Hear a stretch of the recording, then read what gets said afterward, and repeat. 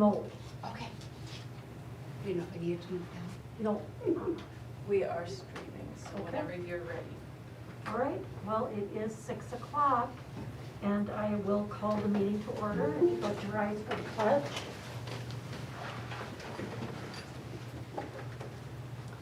I pledge allegiance to the flag of the United States of America and to the republic for which it stands, one nation, under God, indivisible, with liberty and justice for all.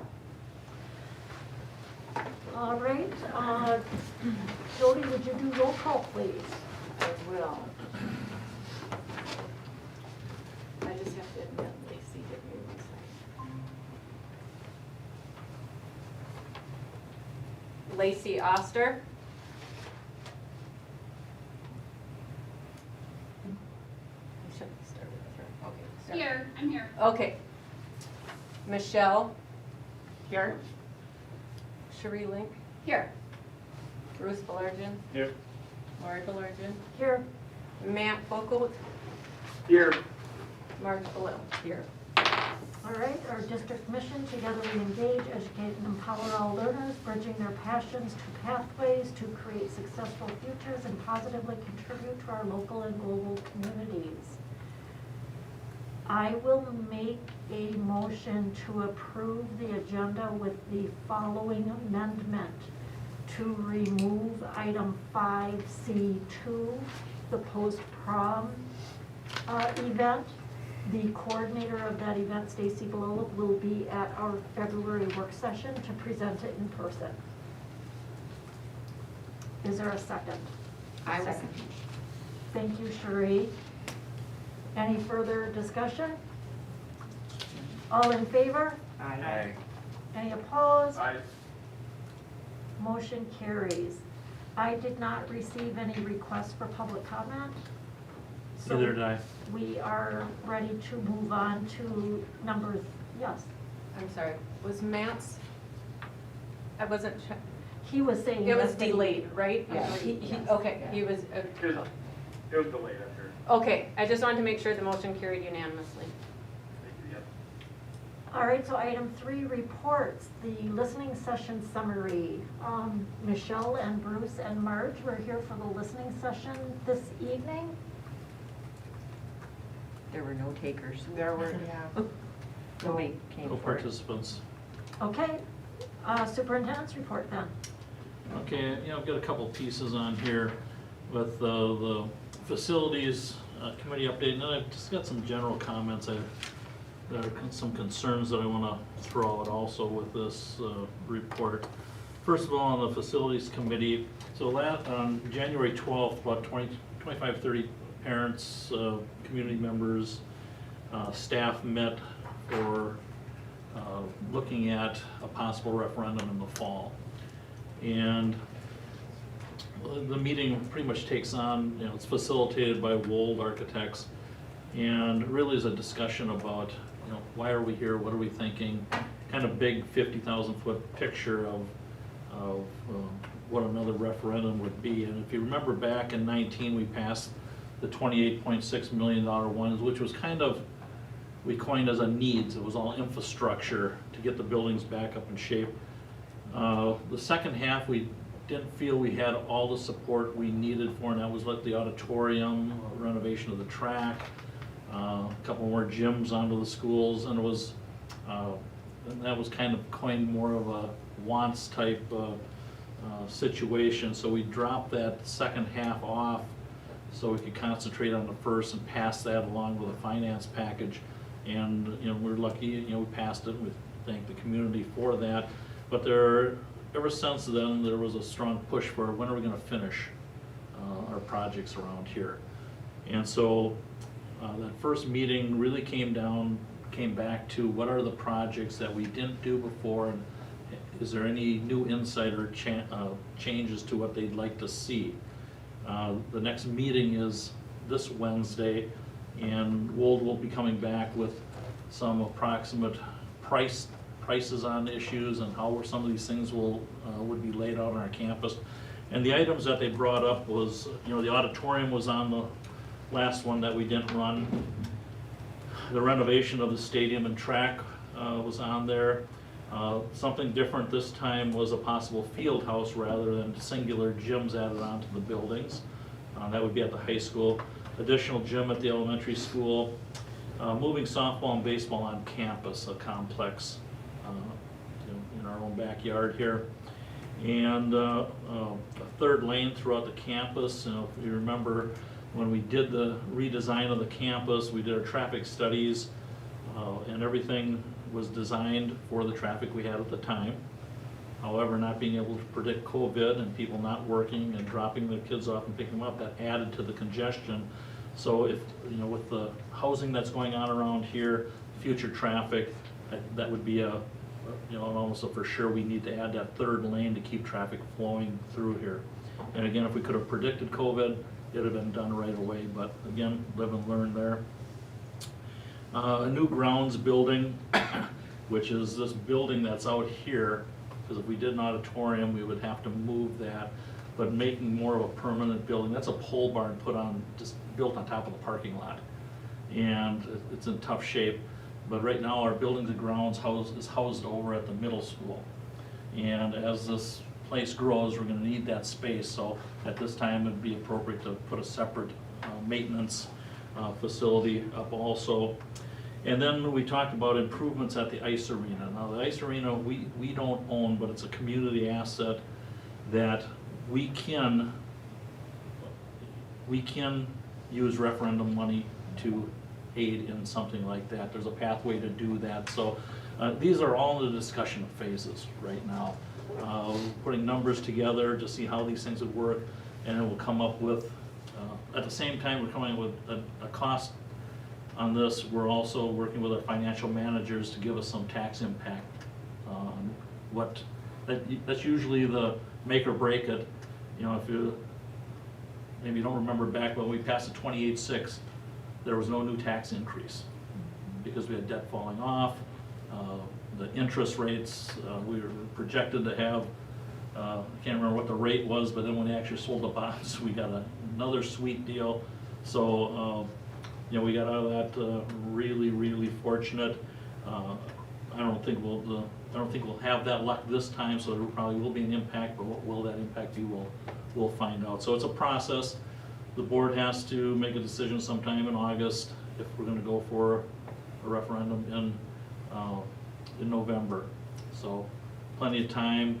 We've probably got 3 or 4 more meetings with this group before we come and say, you know what, here's what the group recommends or doesn't recommend, and then you'll have plenty of time to go back and forth on it. And I think the group will probably be taking some tours to see, what is a field house. There's a lot of different definitions of that. And auditoriums, what type of auditorium do you want as far as seating and just the design of it. So a lot of different things to look at there. One of the things that came out of the discussion was, people always want to group projects into needs and wants. And this group was pretty solid, and I think Lacey and Matt, you can comment on this too. This group discussed that, for this town to grow and really shine, these are community needs, they're not wants. One of the people who'd been here a long time said, 15, 20 years ago, we were on top of our game here. We were the envy of everyone around with our athletics and facilities. And look what's happened in the last 15 years. Everyone's either built new high schools, they've built all new activity spaces and fields, and we haven't done a thing.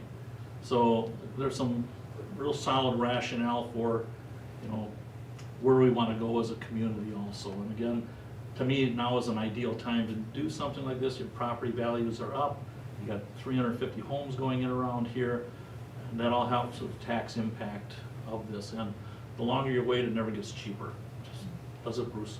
No, it doesn't. And I say that because Bruce is in construction. So that's it on the facilities. Lacey, Matt, anything that you want to add from that session? Yeah, I do have 2 things. I think you captured really well that there was an overwhelming discussion about the needs of the community and how we have fallen behind. So I think that's really important that we continue to remember that as we look at the surrounding communities and the surrounding districts, we have fallen behind. And the second one is, I think, some clarification on the tax the lack of tax impact that the last referendum had. As I've talked to people after that meeting, most people in our community think that their taxes went up based on that referendum. So I think clarifying that would be very important for us to do. Yeah, and we can do that. A lot of times when they go up because valuations, property values go up too, and we've seen quite a bit of that. So, But there were also two referendums. What's that? There were two referendum questions. And Right. the second portion was the operational referendum, yeah, and the operational and that did impact. is always, that's expensive money because it's every year. You know, and bonding money is like a house payment. You know, it's set up over 20, 25, 30 years, and you're paying a piece of it. So your building money is the cheaper of the two. So.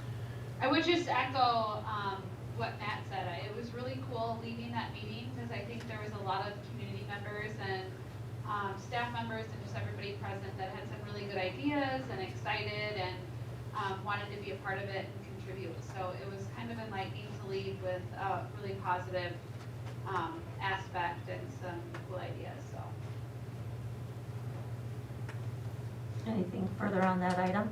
Nothing on that item. I just have a few comments, a few things I want to talk about here that, you know, I don't want to be Debbie Downer or anything here, but they're just concerns that I have as we move forward, just with the environment that we're living in right now.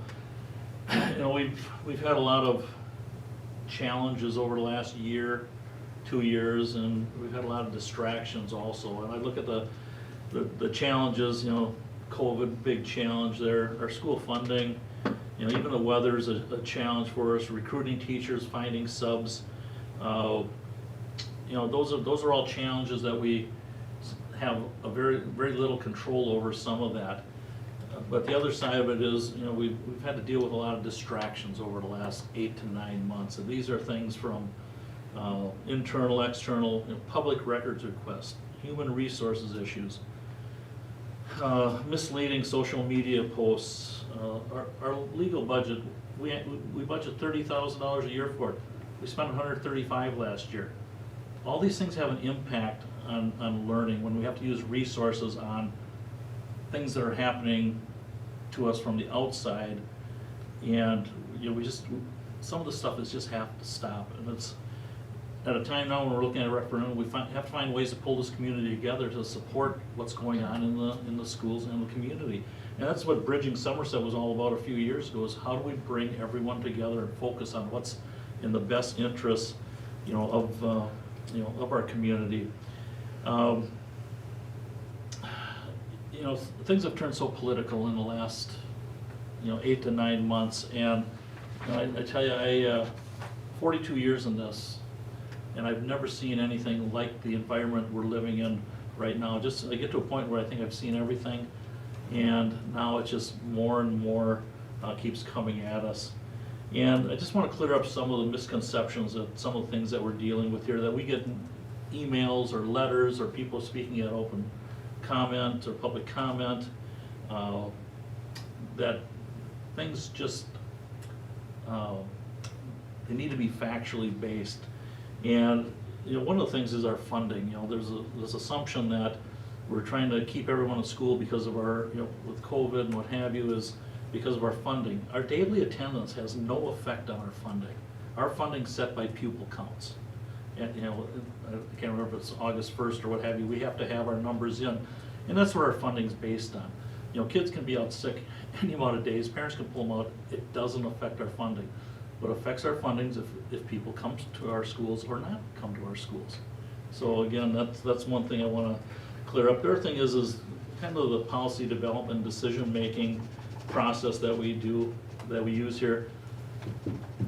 Myself, nor any of the administrative team has the authority to create policy. That's left up to the board. The board creates policy. We have input into it, but policy is the board's responsibility. Procedures on how that policy is implemented is on my shoulders and my administrative team, and how we enforce it. You know, that's the difference there. So when we, you know, there was some comments about, you know, Ryan Bang, our school nurse, on policy, this policy, that, what's his policy? he has no policy. He is totally recommendation to the administrative team. And we pull him in about every other week to talk about different strategies. He's our go-between between all these health agencies throughout the state and the country, bringing back to us all, here's the information. And then we'll take a look at it and see what we're going to use, what we're not going to use, what's really relevant to our area and our school, because every school district is different, every building is different, how we handle, how we use that information. We continually monitor all these sources, to make the best decision we can. And if someone had a roadmap to how this thing was supposed to go, we'd have been following it. But again, every district is in the same boat. And I really believe that the administrative team has done a great job of keeping our doors open. But we've all, our golden rule was, how do we keep staff and students safe? And then how do we keep our doors open? And we've faced this challenge, and I think our people have done a very good job. And I'll say with 100% confidence that is our goal, is how do we keep people safe first, and then can we do it in a manner that we can keep our doors open. There's been some comments from many people about a survey, and I've told people, we are doing we're doing a survey. It's in the development right now, where I would say in the next week or so it'll pretty much be firmed up. The target is to be sometime in February to go out, and we're going to look at 4 different areas in the survey. It's testing the waters on some possible referendum questions. We're going to talk about, we're on information on the learning environment.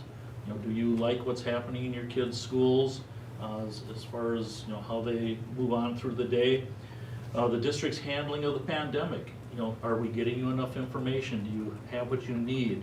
How are we doing with that? And then just general satisfaction with the district. So there's 4 main areas that will be tested by, and we're using School Perceptions, which is a totally independent firm. They came back with the first draft of the survey.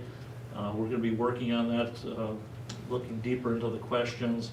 And so, again, that should hit the streets, and it's going to parents. It's not going to community members. We've run surveys in the past with referendum questions where we've done the entire community. This is just going to school parents. I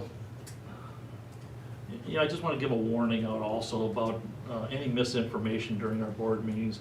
We got dinged last year by YouTube on misinformation, and we were a couple steps away from getting our channel canceled. And so I'd just like to pass on that when you reference material or you're giving information, make sure you have accurate information and you have your references there in mind, rather than, if it's just going to be your opinion, say it's your opinion. But we've had too much misinformation coming out that, again, I don't want to jeopardize our channel there. And there was a couple other things here, but again, I'm going to save those for another time. I just want to caution everyone about keeping the politics out of our schools. We're doing the best we can with the information we have to keep the kids safe, deal with their education, get them through the system. I personally have to back off when I hear the words liberal, conservative, vaccinated, non-vaccinated, because I've had it up to here. And again, we're trying to do the best we can with the information we have. So I think that's enough for tonight. All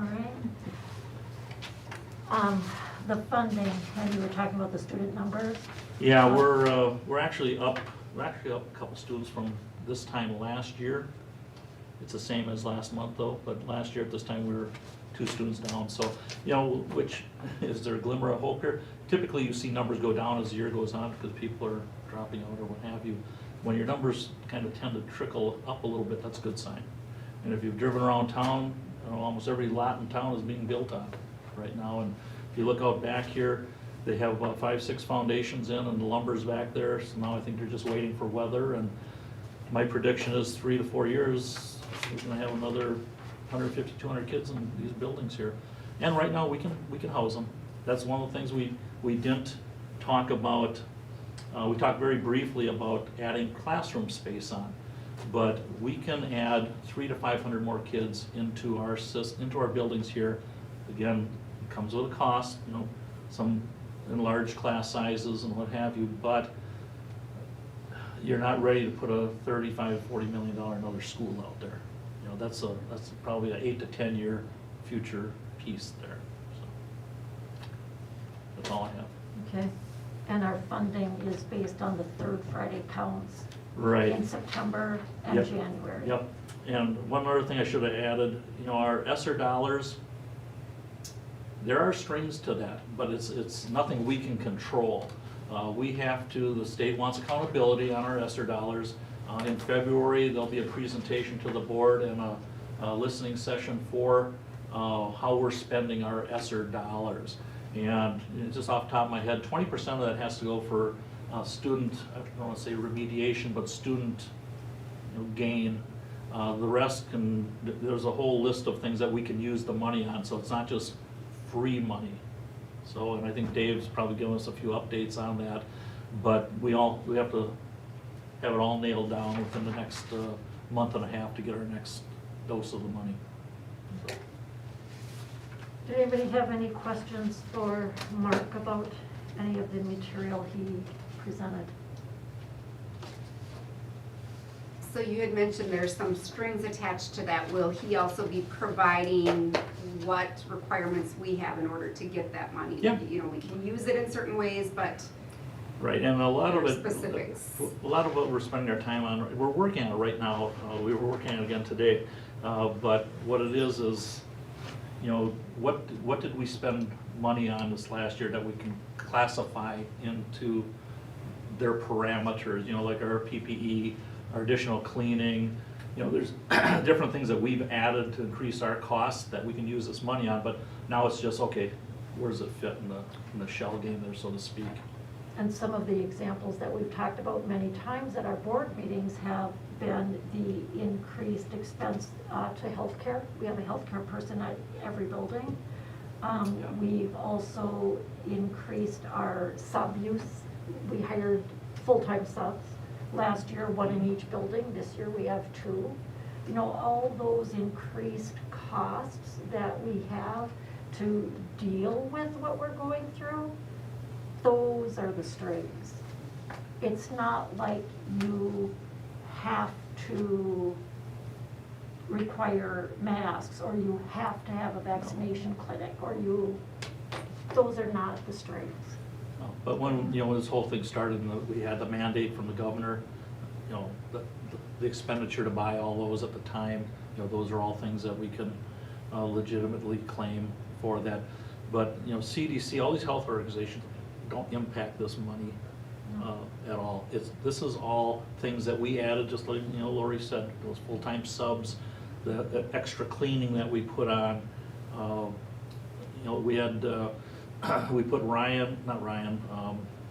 the extra health aides, but Brandon Berry came on just specifically for online learning and working with the kids and the teachers and that. So, I mean, these are all expenses that can come, you know, that can be justified through the ESSER. It has nothing to do with St. Croix County Health, CDC, it's all DPI.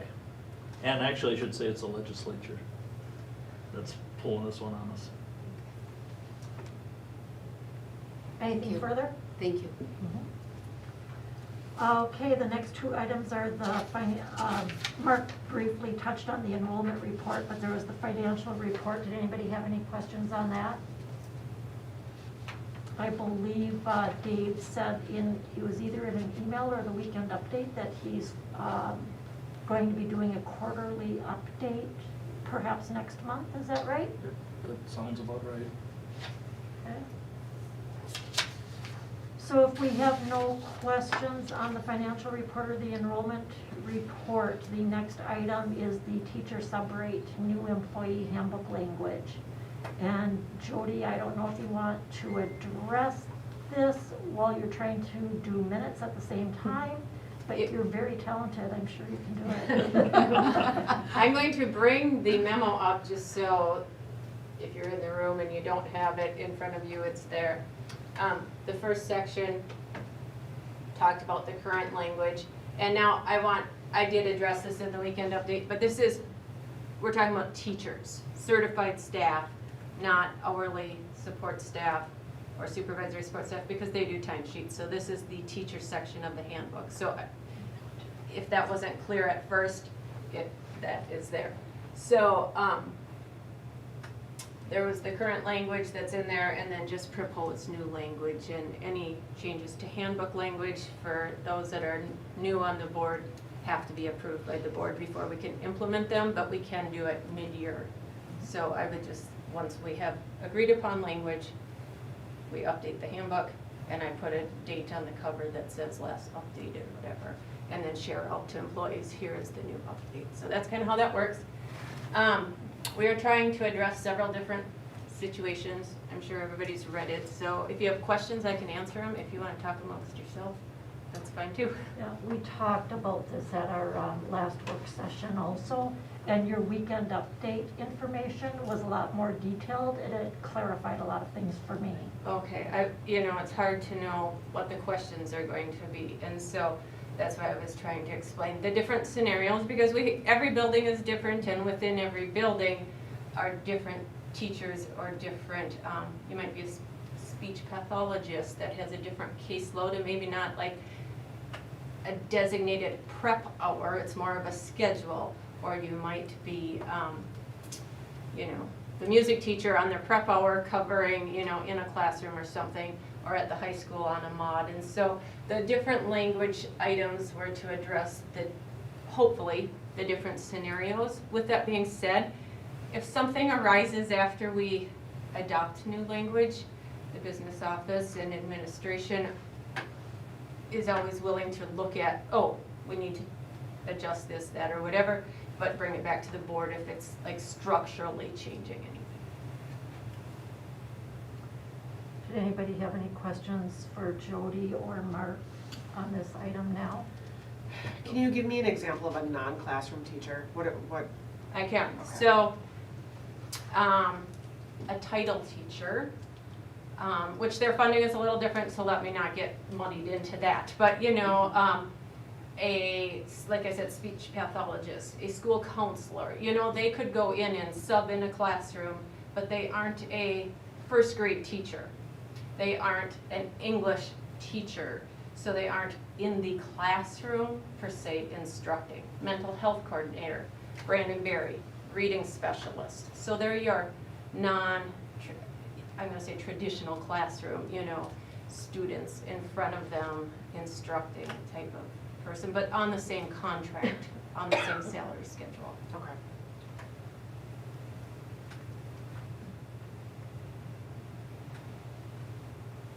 Any further questions or comments? Lacey and Matt, did you have any questions or comments? Nope. I think No questions? the only thing we talked about, and maybe you had it in your, I didn't see it anywhere, but this is daily. Right. So this is by day, so it's not minutes at the end of the week, so if you have 45 minutes on Monday and 45 minutes Tuesday, that's an hour each of those days, it's not Correct. total. It's Correct. it starts over every day. Like Bruce that was is just correct. clear. That is, when we fill out a timesheet, it's by date. They actually will submit a timesheet, or we work with the office saying, here's who's covered, for payroll purposes. We have to be able to audit all of that if we get to the end of the year and have our financial audit. They do pull timesheets and stipends and all kinds of pay, and so everything is documented. But yes, if on Monday I sub 45 minutes, that's 1 hour. If on Wednesday I do 30 minutes, that's 1 hour. And because we're rounding to the 60. And if on Friday I do 90 minutes, that's 2 hours. So by the end of the week, it could look like 4 hours, So.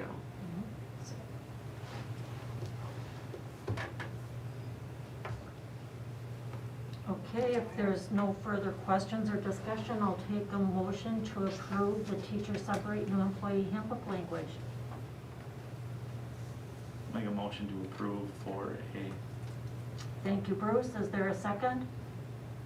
I'll second. Thank you, Michelle. Any further questions or discussion? Hearing none, all in favor? Aye. Aye. Aye. Any opposed? Motion carries unanimously then. The next item is the consent agenda. Would anyone care to make a motion on all of it or a portion of it? I'll make a motion on all of it. And I have to say each one. Just remember that 5C2 is no longer there. So Bruce is making a motion to approve the consent agenda, 5A, the minutes, 5B, the board bills, 5C, the personnel update and open enrollment chart, and 5D, the referendum invoices for Market Johnson totaling $67,438.20. Is there a second? I'll second. Thank you, Marge. Any questions or discussion on any of those items? Matt and Lacey? No question. No questions. All right, all in favor? Aye. Aye. Aye. Any opposed? Motion carries unanimously. General information, our next work session is February 14th. The regular session is the 28th. And then once around the table. Matt, did you want to bring anything up in once around the table? I'm sorry, can you repeat that? Is there anything you'd like to bring up in once around the table? I have nothing tonight, thanks. Okay, thank you, Matt. Lacey? I have nothing either. Thank you. Sheree? Looking forward to getting the information on the post-prom party. I'm so excited that's gonna be back in full swing. That's such a great opportunity for our high school students. Yes, So, it is. wonderful news. Michelle? I agree with Cherie on that, and also thanks, Mark, for providing some additional updates to some of the email responses we received for clarification. I'm learning everything still, so yeah, thank you. It'll get easier. Yep, I'm sure it will. When? Did you really say that? I'm waiting 42 years and I'm waiting for that job to get easier. When's your last day? No, just I'm excited to hear the updates from the group on Wednesday nights. And then are we having more beer fun board policy for next? We haven't gotten an update yet, so I. Is that on our end, or does Neola, or does Alicia have to do anything? No, it's from Neola. So I have been checking every now and then to No, see. you had like 100 or something to update this year. Did you say we had much? We did. That was in, we got an update that we were supposed to get in June and it came late and we Okay. got them all done. Oh, So now we're waiting Good. for the next one and I have not seen anything yet. okay. So Mark, that next facility committee meeting, is that this Wednesday? Yes. So 26th Yes. at 6 o'clock? 6 o'clock at the elementary. And I am wondering if we're gonna be seeing a 22-23 district calendar? No, Will that be on the February? I don't know if it'll be on February. We're working out the process of how we're gonna get input on that. We just started working on it a little bit last month. Or, So, yeah, some years we get it approved as early as January. yeah. They're all kind of, all the different districts are just right in the midst of that too, so. Okay. Marge? I just wanted to thank you for talking about the unreliable information and that people shouldn't be believing everything. I've seen a lot on the computer, on Facebook and stuff of things that people are making big deals out of and believing, and they're absolutely not true. So watch your sources. It's the only thing I have to say. All right, thank you. I will take a motion then to adjourn the meeting. I will make a motion to adjourn the meeting. Thank you, Cherie. Is there a second? I will second. Thank you, Michelle. All in favor? Aye. Aye. Any opposed? Motion carries. The meeting is adjourned at 6:35 PM. Thank you.